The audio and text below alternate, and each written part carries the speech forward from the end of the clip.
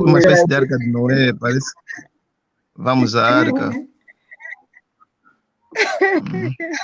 É um estágio, é um estágio. É um estágio. Então, estamos no ar, doutor. Boa tarde a todos que nos acompanha através da nossa página do JPD Angola. Boa tarde a todos que nos acompanham através do Instagram. Hoje vamos falar sobre o direito à manifestação e reunião. Para o tema, temos como convidados o Dr. Fortunato Paixão, que é advogado e professor universitário. Temos do outro lado o Hermenegildo Teotônio, que é advogado e ativista social. Boa tarde, bem-vindos. Boa tarde, muito obrigado. Boa tarde, Teresa. Boa tarde, Olá, boa tarde a todos. Boa tarde, Teresa. Boa tarde aos nossos internautas. E doutor Paixão, muito boa tarde também. Assim, internauta que queira interagir conosco, faça o seu comentário e envie para nós a sua questão. O direito à manifestação e à reunião é um direito constitucionalmente consagrado. Eu começo por si, doutor Fortunato, ajude-nos a perceber o que é isto, o que é de facto o direito à manifestação e reunião.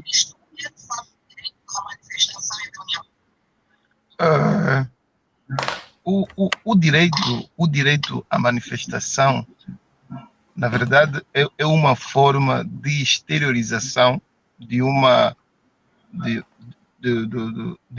pode ser uma satisfação ou uma insatisfação, não é? Portanto, uma situação que, ao invés de ficar conosco, nós queremos trazer os nossos sentimentos para fora, queremos dar a conhecer a outras pessoas o que de facto nós sentimos, com o objetivo de, algumas vezes, o que se usa mais para despertar, para chamar a atenção das pessoas sobre a adoção de um comportamento para proteger um direito ou para reforçar este tal comportamento para proteger aqueles direitos também. Pode ser, no fundo, e tradicionalmente costuma-se dizer que este direito à manifestação, portanto, é um dos direitos, tanto que fica, é uma das liberdades, garantias fundamentais, né? Tem até dignidade constitucional, ou seja, é uma situação, portanto, em que nós devemos perceber que o seu nível para haver uma limitação ou uma restrição deve ser nos termos admitidos pela própria Constituição, ou seja, tem dignidade constitucional. Portanto, os direitos, as liberdades são arrumadas de tal forma que conseguimos perceber o alcance mais significativo até menos significativo, consoante estejam previstas ou não na Constituição da República de Angola. Hermenegildo Teotônio, há limites impostos a este direito? Sim, a princípio, como dizia no princípio o doutor Paixão e também a Teresa, o direito à reunião e manifestação tem essa dignidade constitucional, sim, mas também é verdade que do lado desse direito há algumas limitações no seu exercício, né? E aqui, uma das limitações é exatamente perceber até que ponto é que esta manifestação que está a ser realizada colide ou não com outros direitos, com direitos de outras pessoas, não é? E ali é exatamente esse jogo, diria, de cintura, que aqueles que são cidadãos que se interessam, que queiram materializar esse direito, devem refletir exatamente nessa perspectiva. E as ordens de segurança, as autoridades administrativas, neste sentido, vão intervir não para restringir, não para limitar, mas para assegurar que as pessoas participantes na manifestação tenham os seus direitos salvaguardados, né? Sim, estamos a manifestar-nos, mas há outros direitos inerentes à nossa pessoa, manifestantes, que devem ser salvaguardados, e outras ordens da segurança têm justamente esse interesse e esta obrigação de salvaguardar os direitos dos cidadãos participantes na manifestação, né? Mas nunca para restringir de tal modo que os manifestantes não possam materializá-lo efetivamente. E aqui, se calhar, vale a pena perceber um bocadinho este lado, porque realmente este direito tem essa dignidade constitucional. É porque este direito, como dizem os que estudam muito essa matéria de direitos humanos, enquadra-se naquele que são os direitos de primeira geração.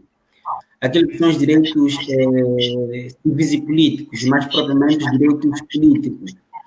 Porque os direitos políticos, em boa verdade, são aqueles que sustentam, não é, a democracia, ou seja, o direito à liberdade de manifestação sustenta a democracia no Estado democrático do direito nos dias de hoje. Se não houver manifestação, vamos dizer que a democracia, em certa medida, fica mutilada. É por esta razão que se salvaguarda que a manifestação seja efetivamente um direito assistido às pessoas, porque elas, no seu quadro, na sua necessidade de participar da vida pública, não é? Interessar sobre assuntos que dizem respeito à vida pública, à governação do seu país, não é? Em todos os aspectos inerentes à governação que diz respeito, eles têm necessidade de manifestar, de emitir a sua opinião em coletividade.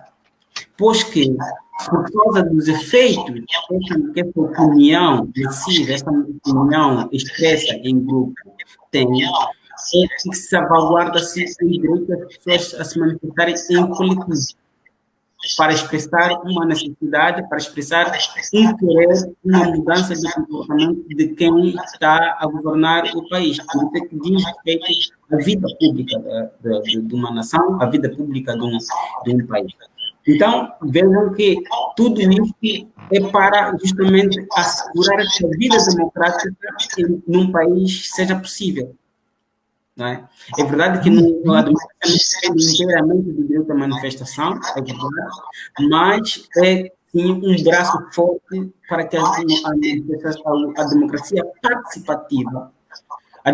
participativa seja exatamente materializada. Já não há uma democracia participativa daquela que se diz respeito ao direito ao voto, nós escolhemos os líderes representantes no governo ou no parlamento. Não só já esta. Mas é a participação do cidadão de forma livre, sem qualquer tipo de escrutínio, sem qualquer tipo de periodicidade, digamos assim, para que ele efetivamente manifeste o seu interesse naquilo que diz respeito à vida pública. Mas em relação aos limites, temos que dizer sim, há um limite de que se eu tenho direito à manifestação, ou outro direito, ou outra pessoa tem direito, por exemplo, ao silêncio, que deve ser respeitado. Daí se vai, digamos, encontrar o meio termo para que esse direito seja efetivamente materializado na sociedade. Face à situação que o país está a enfrentar há alguns meses, desde o estado de emergência e agora a situação de calamidade, este direito está restringido? Há um limite para que os cidadãos possam exprimir? Ou seja, durante este período, o país está a atravessar, por exemplo, a situação da pandemia. Os cidadãos têm ainda assim a liberdade, o direito de se exprimir, de se manifestar, de reunir? Teresa, na verdade, o meu amigo Totônio fez uma incursão interessante e eu, antes de responder essa questão, deixe-me só descrever, tanto reforçar aqui, passar a minha ideia do que entendo de limites a este direito constitucionalmente consagrado. Ora, o direito à manifestação verifica-se em dois âmbitos, não é?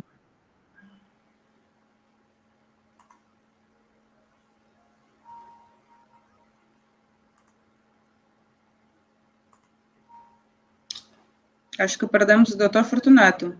Pois é. Sim, peço Então, desculpas, podia sair agora e proceder à manifestação, tanto ir à rua e gritar, como também podia organizar um grupo de amigos e então proceder à manifestação, ou seja, dimensão individual e dimensão coletiva. Então, quais são os limites que podem decorrer disto? É verdade, quando há juntamento de pessoas, provavelmente pode haver alguma confusão. Daí a necessidade do direito à reunião ou à manifestação. O primeiro limite ser uma manifestação pacífica, tem de ser pacífica. E depois tem uma segunda situação que decorre da necessidade de haver uma manifestação pacífica, que tem a ver com a comunicação às autoridades competentes. Ora, esta comunicação, tanto que tem sido entendida como autorização, na verdade, como disse o Teotônio, quando eu pretender manifestar-me, provavelmente a Teresa queira descansar, a Teresa queira fazer uma outra atividade que pode coincidir com o mesmo espaço. Então, eu comunico à entidade competente administrativa para primeiro garantir que naquele espaço, naquele percurso que de fato desenhei para manifestar o meu descontentamento, e aqui é preciso dizer, como disse muito bem o Teotônio, nas democracias eu não posso esperar para reclamar de alguma insuficiência de quem estiver a governar apenas no ato eleitoral. Portanto, eu posso, durante os 4 anos, eu posso dizer, então não há água, não há energia, não há educação, como também posso dizer, olha, não mudem aquela política, a política anterior, eu pretendo que se continue, portanto, eu posso manifestar, mas eu para manifestar, eu tenho que respeitar o direito ao silêncio. Portanto, a Teresa quer descansar, naquele período, terá uma outra atividade, que as outras pessoas foram autorizadas a realizar ali uma atividade. Então, eu comunico a entidade administrativa com este objetivo.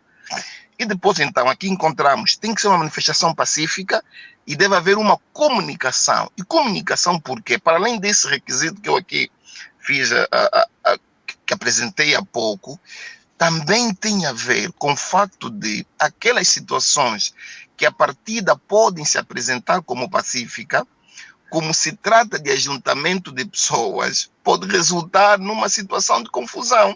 Então é necessário que, para além de comunicar a entidade administrativa para salvaguardar o percurso e saber se naquela atividade pode coincidir ou não uma outra situação, eu vou também comunicar ao órgão de defesa ou de segurança pública, vou também comunicar aos órgãos de polícia, tanto vai comunicar bombeiros, polícias de ordem pública, porque, primeiro, este direito, como é constitucionalmente garantido, portanto, é necessária a sua efetividade com presença das forças da ordem, para então prevenir que aquilo que deve ser uma manifestação pacífica deve começar e terminar bem, porque eu a manifestar o meu descontentamento, provavelmente o Teotônio entenda que aquilo não é descontentamento, pode gritar, pode insultar-me, pode haver atritos, dali então existir a presença de polícia e tenho que comunicar à entidade administrativa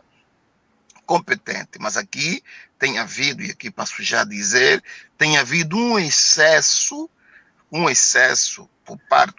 de interpretação, se assim quiserem, por parte das entidades administrativas e os órgãos de polícia, no sentido de entenderem que o direito à reunião e à manifestação está condicionado. Os outros direitos constitucionalmente consagrados nesta categoria têm uma condição de suspensão, não é? Condicionadora, mas aqui o direito à manifestação exerce-se nos termos da lei, ou seja, nos termos da própria Constituição.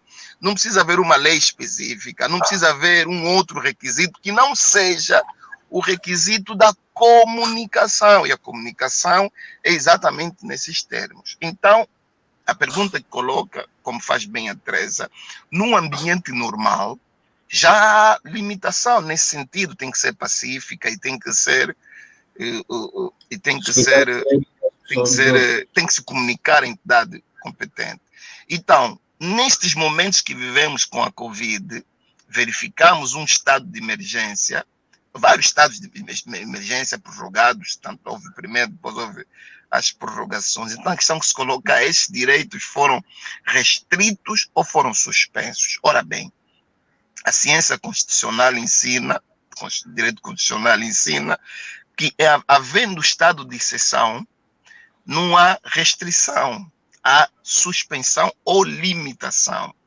Portanto, porque esses direitos, essa limitação aqui que faço referência, é no sentido de ir até numa situação em que nem pode haver direito à manifestação. Aquela que eu fiz referência é: se não se observarem aqueles requisitos, até não entendo muito bem como limitações, mas são requisitos. Se não se observar o requisito da pacificidade e o requisito da comunicação, pode não se exercer este direito, mas não está a ser limitado. Só que no estado de exceção constitucional, se eu não respeitar, portanto, o legislador pode dizer que este meu direito fica coartado, pode dizer: olha, só vai fazer isto até isto. Ele pode limitar o direito à manifestação e direito à reunião.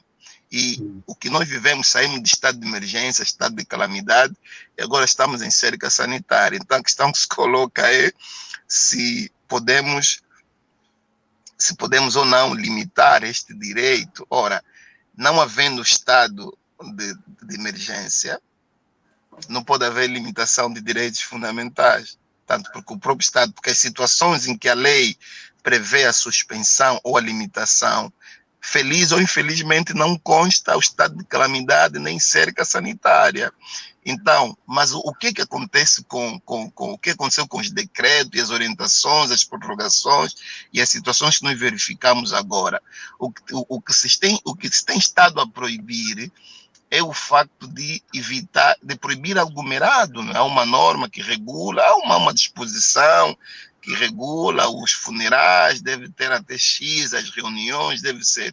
O legislador aqui, quem apresentou esses decretos, foi tão inteligente no sentido de como percebeu que não estamos em estado em que se admite a suspensão ou limitação de direitos fundamentais, fez de forma muito esperta, muito atraiçoeira, ou seja, ele percebeu que não pode limitar, mas do ponto de vista material, o direito à limitação está limitado, a manifestação é limitado. Por quê?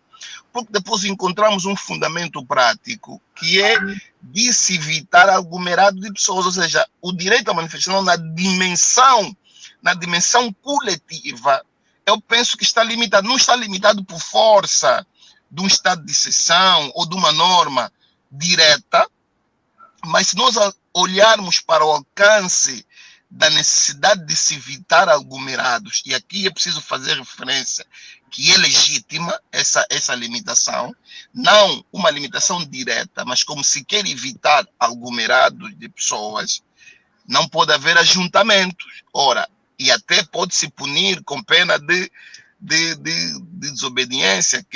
Se o Teotônio quiser convidar-me, a Teresa, outras pessoas, para nos manifestarmos, por exemplo, sobre a subida ou sobre as taxas do IRT, não vamos ter sucesso, porque o fundamento não vai ser: não, mas estou em estado, não há estado de emergência, não há fundamentos constitucionais para limitarem, não, mas há um outro elemento que a situação obriga, que é evitar-se aglomerados, que na prática vai limitar um direito fundamental. Mas isto não decorre, não foi intenção do legislador, mas aqui é uma demonstração prática, não é? Portanto, o que se quer aqui é evitar, e a única coisa que se pode fazer é uma manifestação na dimensão individual, ou então utilizar as redes sociais para manifestar-se, não é? Portanto, se podemos ter uma reunião, pode haver uma convocação e as pessoas manifestarem-se publicamente, porque o que se pretende aqui evitar é que existam aglomerados para propiciar a transmissão do vírus. Portanto, já tinha alguns requisitos que eu às vezes entendo que limitam de forma reduzida, mas depois a limitação está de exceção, e agora não há uma limitação, tanto propriamente dita, mas há, de forma material, uma limitação, uma suspensão desse direito na sua dimensão coletiva. Pelo menos coletiva até o número de pessoas, não é? Porque se for até naquela cifra que se permite 10 ou até 50, por exemplo, é permitido, mas se forem já aquelas nos termos em que o Simprof costumam fazer, portanto, se convocam 3.000 pessoas, não é possível. Teotônio, o direito, nesta fase o direito não está limitado, como disse o doutor Fortunato, mas devemos evitar a aglomeração. Que análise faz sobre isso? Por um lado, não está limitado, por outro, vamos evitar os aglomerados. Sim, é uma análise muito, muito interessante e até a própria realidade é que nos exige a fazer esta análise, não temos como, porque de um lado temos o direito à manifestação, é verdade, mas do outro lado temos o direito, por exemplo, à vida. Porque nos dias que correm, ou eu escolho o direito de manifestação ou escolho o direito à vida, das duas uma. Então a escolha é sua, né? E deste ponto de vista, o próprio decreto que declara o estado de calamidade pública, o decreto que salvo erro 142/20 de 25 de maio, né? A declaração do estado de situação de calamidade pública. No próprio artigo 21 deste decreto, ele impõe alguns limites para que os cidadãos possam realizar o seu direito à reunião e o seu direito à manifestação. Por exemplo, no direito à reunião, este decreto é muito claro quando diz que em espaços fechados a lotação não pode exceder mais de 50% ou seja, o limite de pessoas não pode ser além dos 50% da capacidade máxima do espaço fechado, não é? Então, nesse sentido, ele limita este número de pessoas e também limita na medida em que as pessoas estão sujeitas às regras de biossegurança, né? O distanciamento físico, o uso de máscaras, portanto, são essas limitações que, de alguma maneira, não faz com que o direito à reunião, nesta perspectiva, seja realizável ou seja materializado na sua gênese, tal e qual ele é na sua essência, né? Isto no direito de reunião. Já no direito à manifestação, a questão em espaços abertos, ele não diz exatamente o número de limite de pessoas que devem participar na manifestação, mas diz tão somente que em espaços abertos devem observar o distanciamento físico, né, o mínimo de 2 metros, como sempre ouvimos, 2 metros, 1 metro, né, entre participantes da manifestação, e, além disto, devendo a organização, os organizadores desta manifestação assegurar a disponibilidade de máscara facial e o cumprimento das medidas de biossegurança, portanto, máscara, álcool em gel. Portanto, esta é a realidade que este decreto impõe. Isto é do ponto de vista material.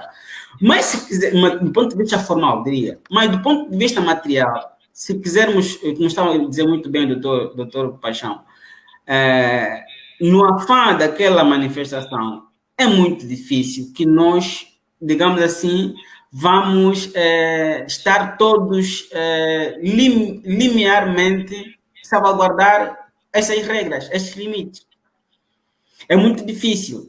Então, pronto, para não dizer que não se pode realizar por causa dessas condições, naturalmente que não. Mas temos de ter muito cuidado ao realizarmos esta manifestação nos termos em que está previsto na lei, neste decreto, no caso, e contando com o contexto atual, né? Isto é precisamente... E agora que vale a pena também dizer o seguinte, não podemos deixar de dizer este conceito que a própria Constituição também nos diz no artigo 54, sobre a restrição, ou 57, perdão, sobre a restrição dos direitos e liberdades fundamentais, né? Que só a lei pode restringir direitos e liberdades fundamentais, mas deve fazê-lo, esse é assim que diz o 57, deve fazê-lo contando com aquilo que restringir na medida daquilo que é necessário, proporcional e razoável. Ou seja, temos que fazer este raciocínio lógico-constitucional, se quisermos. É razoável que uma ordem de administração municipal, ou governo provincial, ou da Polícia Nacional, limite uma manifestação nesses termos? Qual é a razoabilidade? Qual é o fim último que quer salvaguardar neste sentido? Okay? Além disso, saber se os meios que vão ser utilizados para limitar este direito respondem àquilo que é o seu fim. Porque várias vezes se encontra, não sei se foi este o caso que aconteceu no último mês, nos últimos dias no Prenda, não sei se foi efetivamente uma manifestação, mas o que é certo é que a força que foi utilizada e foi empregue naquela ocasião, ainda que nós estivéssemos a falar de uma manifestação, mas colocando nesta realidade, estaremos a nos perguntar: é razoável a utilização de meios que foram utilizados para salvaguardar o fim, que é a não realização da manifestação, ou o fim, que é evitar que as pessoas possam ser afetadas pelo corona e proibir o ajuntamento de pessoas? É razoável? É necessário o emprego daquela forte condição? Os limites da restrição dos direitos fundamentais têm que observar estes cânones constitucionais, como bem disse o Dr. Wilson. Então, o contexto nos exige que temos que ter todo o cuidado. Isto é verdade. Mas também é verdade que se nós quisermos realizar a nossa manifestação tendo em conta os nossos interesses, o interesse do grupo, e que a situação que nós queremos manifestar melhore, sabendo que temos que obedecer às regras de biossegurança e a utilização das máscaras, do resto nós podemos perfeitamente. Onde disse muito bem, mas agora, em épocas normais, em épocas sem o Covid, em que situações, por exemplo, é que as forças policiais podem impedir a realização deste direito? Não que as forças possam impedir, e aqui não há... rigorosamente não podemos dizer que há um impedimento de realização deste direito, porque se assim for... Mas há alguma situação em que a força deve opor-se? Sim, a força deve opor-se, não que a força deve opor, mas as órgãos de segurança da Polícia Nacional podem intervir a manifestação naquelas situações em que, entre os manifestantes, há ali uma espécie de comportamentos e atos que atentam contra a integridade física de outras pessoas dentro da manifestação. E ali a intervenção... Não, mas eu me refiro concretamente naquelas situações em que não que esteja, por exemplo, a haver conflitos entre os manifestantes. Eu estou a me referir propriamente a situações em que a própria polícia é que quer evitar a realização deste direito. Pronto, há alguma situação, em que essa força deve ser exercida? Em que contexto, por exemplo? Eu diria só em contextos mesmos de choques, né? Para evitar, só nessas situações é que seja possível a intervenção da polícia nesses termos. Fora disso, eu não vejo razões suficientes para que a polícia, os órgãos das Forças Armadas possam intervir para limitar a manifestação. Não é? E quando se fala em intervir, tem que se intervir medindo as forças medindo os meios que vão ser empregos para limitar ou para restringir aquela manifestação. Tem que ser sempre feito esse raciocínio de adequação dos meios e do fim, necessariamente. Né? Doutor Fortunato, qual é a sua opinião? Em que situação é que, por exemplo, a força policial pode exercer? Nós tradicionalmente, Teresa, temos alguma dificuldade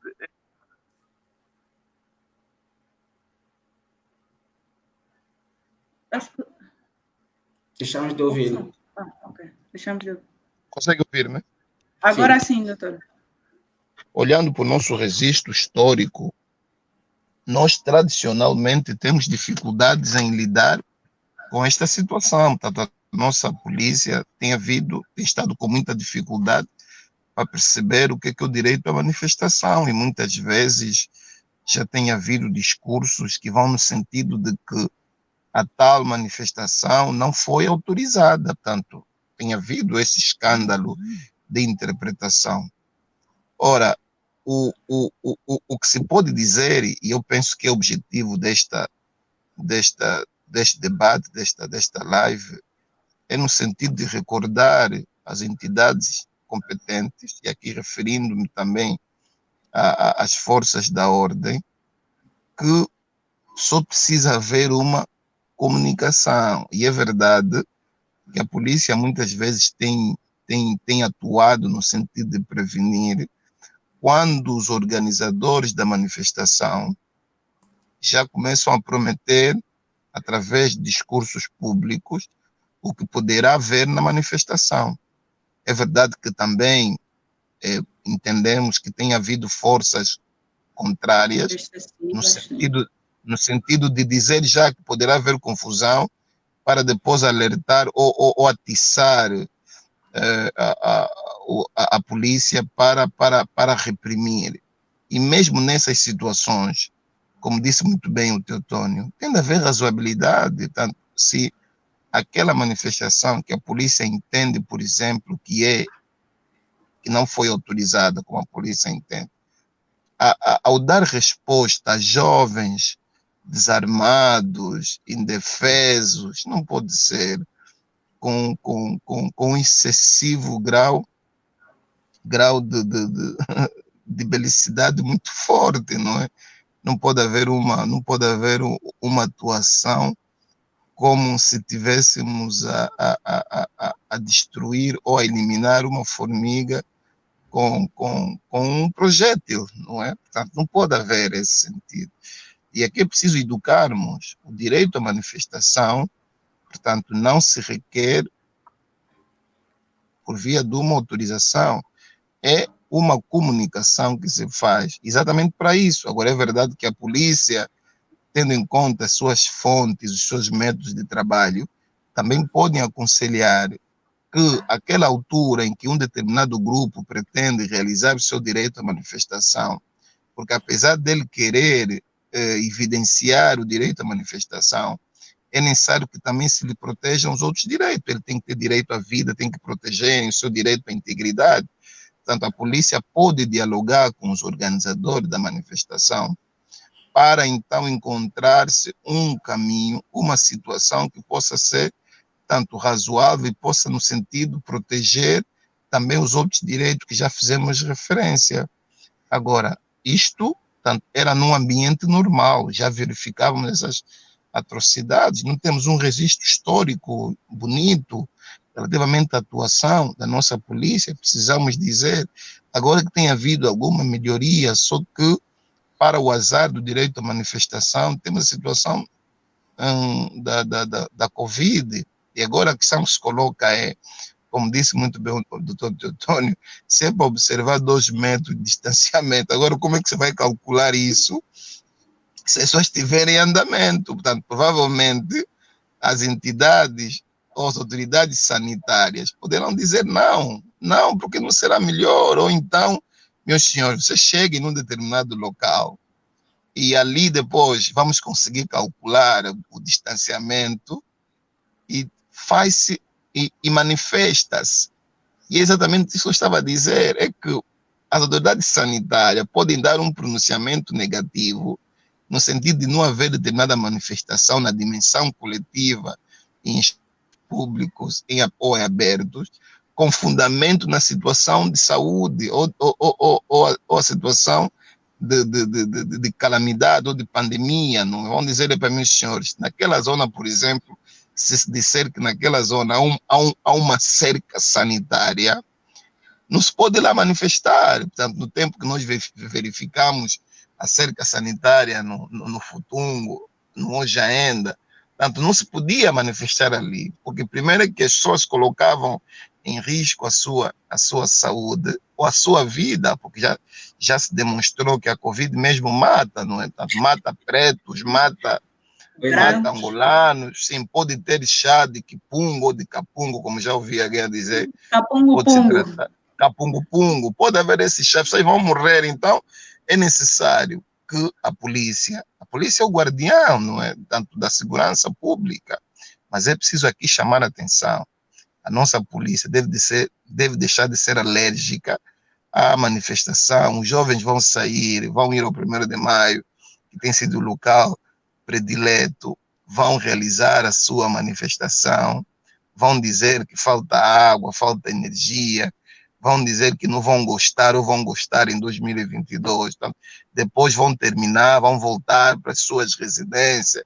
É tão simples quanto isso. E os organizadores das manifestações podem também ser populistas, no sentido de sempre que pretenderem manifestar-se, queiram fazer de forma desordeira, e devem ter muito cuidado, porque aquelas pessoas que aparentemente estão com elas, no momento em que tudo podia ser em ordem, tem havido confusões, não sei de que lado vem essa questão das confusões. É necessário aqui articular e não pensar que os direitos e liberdades e garantias fundamentais são exercidas de forma absoluta. Isso também é verdade. E agora, então, com a questão da Covid, como já fiz referência na minha intervenção anterior, é que as autoridades sanitárias poderão dizer não. Quer dizer, vocês vão dizer, não, mas não estamos em estado de exceção, não estamos numa situação em que se permite a limitação em espaços públicos na dimensão coletiva, mas o fundamento vai ser uma razão de ordem de saúde, tanto proteger a vida. Tanto podemos verificar uma situação dessa. Tá vendo? É que a questão no plano formal, eu diria que está salvaguardada, né? Salvaguardada justamente em homenagem daquilo que são as garantias e direitos e liberdades fundamentais que são constitucionais. Até aí, penso que não há qualquer problema, mas a grande questão coloca-se mesmo no plano material, na prática, né? É na prática, como disse o doutor Paixão, é que parece que nossos agentes da polícia são alérgicos a esta realidade de manifestação e têm um comportamento não muito pedagógico nessas situações, né? E parece ser até uma espécie de barril de pólvora. Mínima corrida que vir-se aí entre os manifestantes é motivo para ir para cima, para ir dispersar as pessoas e por aí além. Mas aqui, deixa-me dizer, ainda no plano formal, aquilo que é o direito, vamos dizer assim, direito comparado. Trazer, por exemplo, a realidade da Alemanha, né, que a nível do mundo, mesmo neste período, há manifestações a ocorrer. Vejam, por exemplo, o que aconteceu nos Estados Unidos com a morte daquele cidadão, George Floyd, penso que é este o nome, né? Manifestações ocorreram. No Brasil, manifestações estão a ocorrer nessa realidade. Na Alemanha, recentemente, o Tribunal Constitucional da Alemanha justamente ditou ou revogou uma posição da administração de um Estado, eu acho que é um Estado da Alemanha, que negou ou proibiu a realização da manifestação de uns cidadãos de um grupo de ativistas pró-democrático. E esta decisão foi levada ao Tribunal Constitucional e o Tribunal Constitucional deliberou contra esta decisão da administração desse Estado, né? E defendeu que a proibição da convocação de uma série de manifestação não deve ser proibida. Deve-se sim atender todo um conjunto de critérios, todo um conjunto de condições para que os manifestantes realizam a sua manifestação. E aqui vale a pena citar este exemplo, porque a existir essa realidade, não é? Nada impede que qualquer cidadão que promotor de uma manifestação a ser proibida nesses termos, neste contexto atual, pode efetivamente intentar uma ação judicial de fiscalização sucessiva do ato, se é constitucional ou não é constitucional, a proibição. Já ia para lá, Teotônio. Tendo em conta esta alergia, não é, que a nossa polícia tem à manifestação, à reunião, se durante, por exemplo, uma manifestação legal ou ilegal, corrijam-me se estiver errada, se durante esta manifestação a polícia exercer uma força excessiva sobre o cidadão, como deve ele proceder? Como é que o cidadão deve proceder? Onde deve recorrer? Sim, a princípio, devemos partir do princípio da ideia de que uma atitude desta natureza, por parte daquilo que são as agentes das autoridades, impedindo uma manifestação, nós estamos aqui a falar já de atos que vêm prevenir ou vêm impedir a realização de um direito fundamental, de um direito constitucional. E aquele que for portador de uma arma, já dizia o doutor Paixão, a manifestação é pacífica, mas aquele ser portador de uma arma, estamos ainda a partir do princípio de membros da manifestação, de uma reunião ou manifestação, em um lugar público ou privado. Portanto, será criminalizado, será punido criminalmente, né? Sendo que há uma responsabilidade tanto agravada nesses termos gerais do direito penal. E aqui pune-se também a tal desobediência, e aqui a desobediência é qualificada, né? Pune-se até 3 meses de prisão nos termos do Código Penal, creio que é o artigo 188 do Código Penal, né? E aquele que interfira ou que interferir numa reunião ou numa manifestação, impedindo ou tentando impedir, que é essa a realidade, tentando impedir o livre exercício desse direito, é penalizado nos mesmos termos. Tá bem? Então, isto quer cidadãos que, vamos assim dizer, boicotam o livre exercício desse direito, como os agentes da polícia que interfiram a materialização deste direito. Isso estava guardado do ponto de vista penal. Basta que as pessoas, tanto despoletam um competente processo crime para responsabilizar ou para ferir a responsabilidade criminal daquelas pessoas, daqueles agentes que assim agiram contra os manifestantes ou contra os organizadores da manifestação. Doutor Fortunato. Sim, o direito à manifestação e a sua realização efetiva, como já dissemos, tem sido um desafio para o nosso país e também devemos aceitar, devemos perceber que temos efetivamente este problema e precisamos caminhar para a consolidação do nosso Estado de Direito e democrático, não é?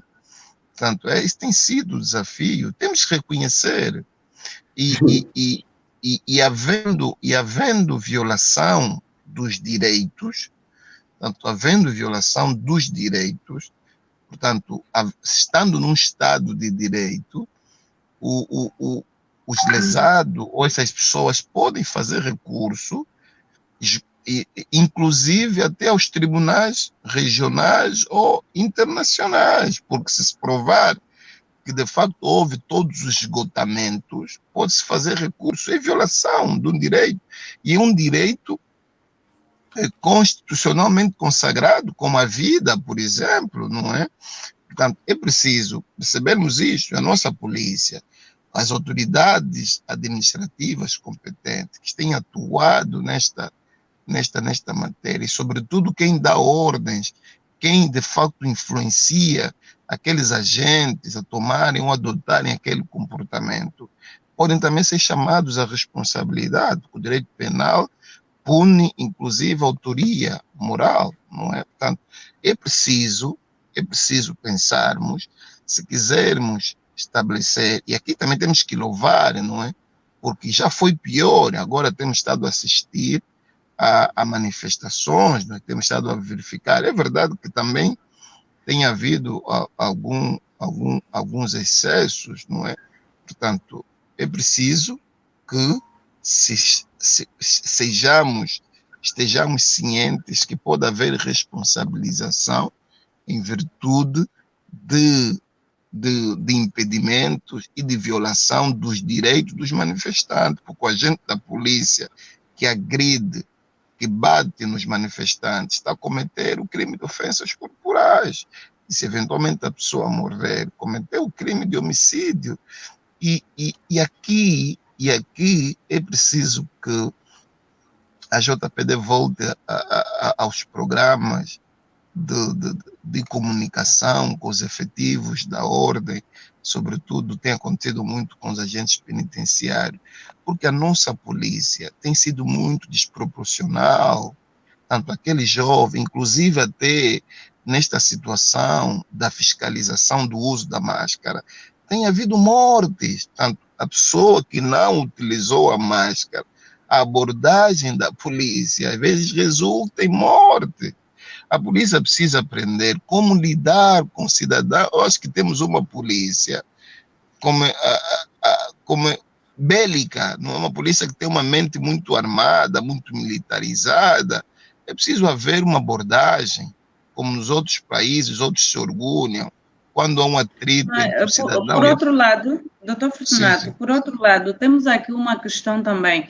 Nós assistimos a vários episódios, por exemplo, polícia matou cidadão, polícia espancou zungueira, polícia espancou manifestante, e que, por exemplo, vamos aqui chamar a atenção também à comunicação. Os órgãos de comunicação reportam a situação, aconteceu isso no lugar tal, aconteceu aquilo. E no final, o próprio cidadão não sabe o que foi feito, de que foi feito aquele polícia, como foi resolvida esta questão. Então, eu aqui pergunto, não será que a própria polícia ou a cidadão começa a perder, começa a desacreditar nos tribunais nacionais? Nacional, vá? Sim, sim, por isso que a abertura para outros tribunais, para as outras províncias judiciárias, né, outros países, outros mundos. Aqui, e é verdade que a forma como colocas o problema, fica-se com a impressão de que a polícia tem sido patrocinada para cometer este comportamento, ou seja, pergunta-se então se de facto tem havido medidas efetivas para se impedir que os agentes cometam, porque temos estado a assistir várias vezes a episódios tristes, polícia que bateu na zungueira, que matou, polícia que fez, mas o comportamento continua na mesma linha, tanto agora que melhorou um pouquinho, já se aparece a desculpar-se, não é? Mas agora, e depois? Temos que ser mesmo um Estado democrático no sentido de termos coragem de conseguirmos responsabilizar um agente da polícia e depois se acompanhar a efetividade do cumprimento da pena, porque depois quem é que sabe se o agente da polícia entrou e saiu? Quem é que sabe? Quem é que depois vai organizar, vai lá ver na comarca tal se o agente está efetivamente a cumprir a sua pena? Não estou a dizer que não estejam, não é? Mas é essa questão de facto interessante, porque o objetivo da aplicação de uma pena não é de castigo, é ressocializar, é expiar o mal e depois devolver esse cidadão à sociedade, no sentido de não voltar a cometer crimes e de, sobretudo, impedir que as outras pessoas adotem também aquele comportamento. Você que se aplica uma pena de prisão ou uma equiparada. Nesse sentido, o que temos observado é que parece que tem havido uma proteção, ou parece que os agentes da polícia não têm as penas que são aplicadas, não têm cumprido o alcance, ou como é que se diz, nós em direito penal chamamos a prevenção geral, geral ou especial. A prevenção geral ou especial. Não é? Sim, sim.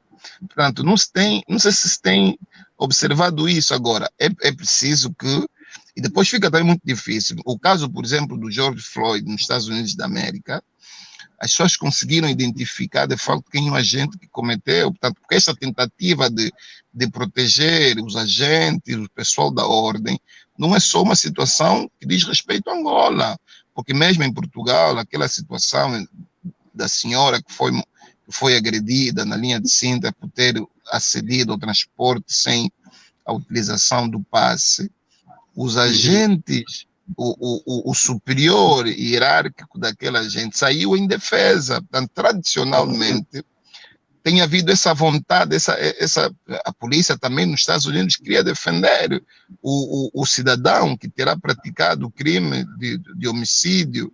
Ora, mas é preciso, se quisermos assumir que estamos em Estado Democrático de Direito, nós temos que perceber que os agentes da polícia também podem cometer crimes.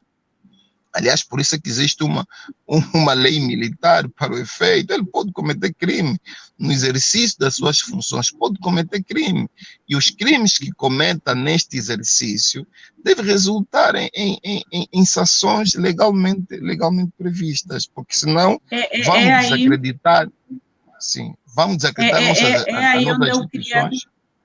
É aí onde eu queria chegar. O doutor e o Teotônio não acham que, além de um pedido de desculpas, por exemplo, ou a própria comunicação social, e vamos aqui chamar também a própria corporação, a própria polícia, passado algum tempo, não é?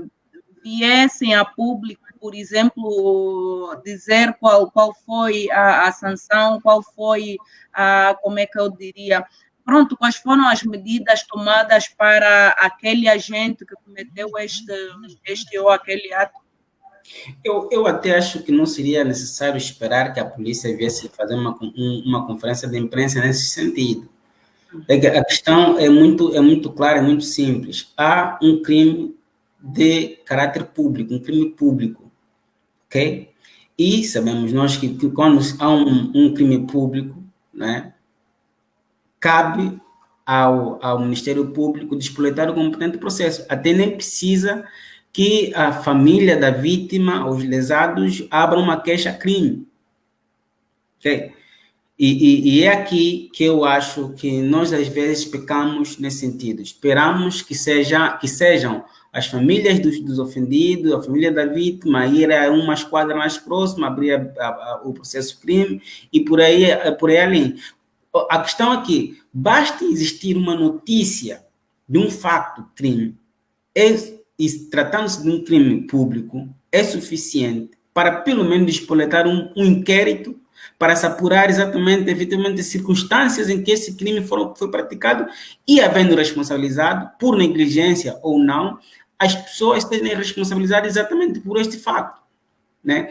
Eu lembro-me ter visto alguma notícia nesse sentido, de que havia efetivamente um comandante da polícia a dizer que numa conferência de imprensa ou nessas conferências que tem havido sobre a situação da calamidade, que este oficial da polícia a dizer que efetivamente houve esta morte daquele cidadão no Prenda. Pronto. Mas depois, como disse muito bem a Teresa, a pergunta é muito interessante saber quais foram os passos que foram dados na sequência disso.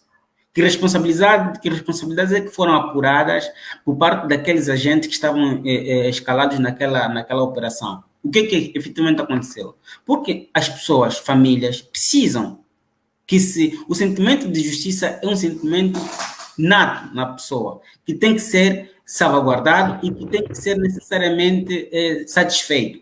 Quando há um sentimento de justiça, não se pode ficar calado diante dessa situação. E aqui, por maioria de razão, os agentes da polícia, a Polícia Nacional, o Ministério do Interior, tem alguma coisa a dizer relativamente a isso e neste sentido, na mesma lógica, o Ministério Público tem alguma coisa a dizer em relação a isto. Necessariamente. O nosso tempo voa. É assim como uma nota conclusiva, já que falamos que esses direitos fundamentais são de facto observados no nosso país, não é? Mas ainda assim vimos que, pronto, na vossa opinião, que aspectos ainda devem ser melhorados nessa questão do direito à manifestação e à reunião? Olha, eu, se calhar, se me permitem tomar a palavra, eu se calhar ia começar exatamente nesta lógica, digamos, educativa ou pedagógica, por um lado, da parte das autoridades que muitas vezes são chamadas a intervir neste processo, neste direito, na materialização, na equalização, na equação da realização deste direito à manifestação, de reunião à manifestação, não é? num sentido muito mais pedagógico, ok? E estarem sempre a serem fiscalizados da constitucionalidade dos seus atos, e assim como da norma ditada. Porque nós temos assistido que o direito à manifestação carece de um mero aviso, uma mera comunicação, não se pode interpretar isso como um pedido de autorização. E assim, a ser assim, a Constituição diz que a comunicação e o comportamento, o despacho ou qualquer tipo de ato que vier da administração não pode vir no sentido de querer ser autorizado. Há um sentido pedagógico que também tem que ter uma abordagem nessa perspectiva, né? Isto do lado da administração competente, a quem se solicita, a quem comunica o itinerário da manifestação. E depois, aqueles dos agentes, os órgãos da polícia ou das forças, também um lado, digamos, uma atuação pedagógica neste capítulo. Porque se nós estivermos a falar que uma manifestação é pacífica, o único limite que se impõe é exatamente a pacificidade dos atos dos manifestantes e também o respeito pelo direito das outras pessoas que não fazem parte, não tem nada a ver com esta manifestação, a polícia tem que se limitar tão somente a isto. Então, e nunca, em situações de agressão, é agir de um modo que em nenhum momento descambe a situação para agressões e para o tumulto. Né? Então, há todo um comportamento pedagógico nesta linha que nós, sociedade civil, nós, cidadãos e outros entes públicos e privados, têm alguma palavra a dizer para ajudar-nos a caminhar nesta lógica de materializar os nossos direitos sem qualquer tipo de intervenção violenta. Né? Doutor Fortunato, aspectos a melhorar. Sim, Teresa, nós temos que melhorar esse sentido, tal como o que se tem estado a olhar com a questão do doing business, não é? Então, temos uma classificação muito baixa, a questão da proteção e a garantia dos direitos fundamentais também grageiam pontuação para o nosso Estado. E é preciso que percebamos que o Estado só tem o poder que tem porque nós, a população, o povo, transferimos parte da nossa soberania para constituir um ente que nos deve proteger. Tanto porque, como nós não conseguiríamos nos proteger todos, então constituímos alguém, uma pessoa coletiva, Estado, para nos proteger. Então, esta pessoa, Estado, tem um contrato social conosco. Portanto, nós, de quando em quando, vamos nas urnas para aceitarmos se continuam a ter o nosso voto de confiança ou não. Então, eles têm que perceber. Tá? Por isso é que, quando o Presidente da República toma posse, que é este guardião também das leis, que ele diz, juro cumprir e fazer cumprir a lei. Portanto, quando toma posse, assume isto, de proteger inclusive as minorias. Eu, Fortunato Paixão, se quiser manifestar-me, convidar alguns amigos para fazer, deixem-me fazer. Aliás, tem que ser como um dia um administrador, num debate, havendo um cidadão a manifestar, a revelar insatisfação, nomeou o tal cidadão como seu conselheiro. Ou seja, pelo contrário, devemos aproveitar estas situações para tirarmos algumas lições, algo a melhorar. A questão, por exemplo, da corrupção, a população pode alertar, pode ter dados, no sentido de que aquela obra ou aquela coisa seja a ser utilizada nos termos menos corretos e, portanto, pode-se melhorar. E devemos deixar de pensar que manifestar é uma situação que vai causar tumulto. Nós nem estamos no nível da população americana que, por trás das manifestações, há interesses inconfessos, por isso é que há destruições. Nós não chegamos, não precisamos chegar ali. É só um grupo de jovens, geralmente, um grupo de senhoras, que podem manifestar. E nós até podemos dizer que o problema tem sido identificado, tem a ver com os antigos combatentes, que retiradamente pedem antigos combatentes aos seus descendentes. Está identificado. E são os grupos que mais... Sim, e o outro grupo tem a ver com as tais decisões, então, do Tribunal Constitucional, não é? Que tem motivado muitas vezes a ir para a rua. Não há um segmento identificado, geralmente isso aí não saem para dizer que estão a manifestar-se contra a pobreza, parece que já aceitaram isso como uma condição. Eu penso que é tudo e esperamos que o nosso Estado, de facto, nos devolva o orgulho de sermos angolanos. Antônio, doutor Fortunato, muito obrigada por responderem prontamente o nosso convite. A JPD espera contar convosco em próximas oportunidades. Ok, nós é que agradecemos a oportunidade e bem-aja a esta missão da JPD, que é de veras muito importante para o desenvolvimento da nossa sociedade. Ok, muito obrigado. Assim, internauta que nos acompanhou até o momento, muito obrigada pelo carinho da sua audiência. E eu vou deixar ficar aqui uma nota. Sábado, às 10 horas, temos o debate radiofônico. Será transmitido através da 97.5 Rádio Eclésia. Vamos falar sobre... Qual é o tema? Avaliação sobre o combate à corrupção nos últimos 2 anos. Então, acompanhe-nos através da Rádio Eclésia, a nossa página do Facebook, a JPD Angola. Até lá, fico bem. Obrigada.